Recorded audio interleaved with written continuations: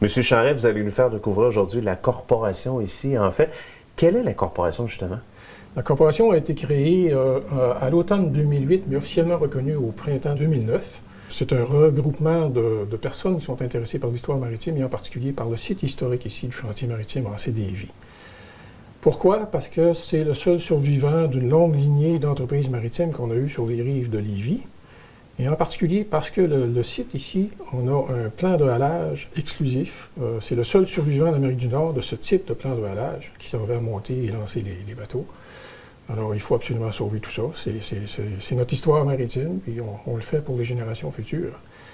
Évidemment, la corporation, comme je vous disais, on est tous des passionnés, on est tous des gens du secteur maritime et on s'est donné comme but de restaurer le site, de restaurer l'emplacement, les infrastructures, le plan de halage, les quais, pour faire en sorte que ça devienne un pôle d'attraction majeur pour la région et surtout qu'on préserve ce truc unique.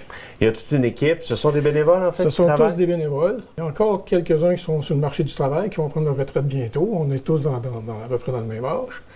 Et on est tous soit consultants maritimes, techniciens en architecture navale, des anciens directeurs du chantier de Lauson. C'est assez diversifié, oui. Les gens qui viennent ici parce qu'on a la chance de pouvoir entrer, qu'est-ce qu'on apprend, entre autres?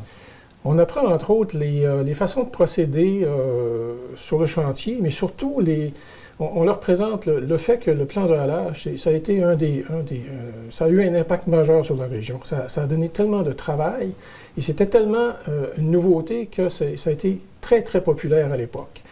Et ça a été comme ça tout le long de l'histoire du plan de halage, jusqu'à ce que d'autres chantiers dans la région s'installent par des régions plus éloignées, tout ça. L'autre chose qu'on leur présente, c'est que la famille Davy, parce que c'est ici qu'est née, s'est installée la dynastie des constructeurs navals Davy, s'est donné aussi comme créneau le sauvetage de navires. Alors, George Taylor Davy, qui était le fils du fondateur, Allison, a créé une compagnie de sauvetage, s'est fait construire des super remorqueurs puissants en Angleterre, s'est doté d'une goélette de sauvetage qui était une vraie usine flottante.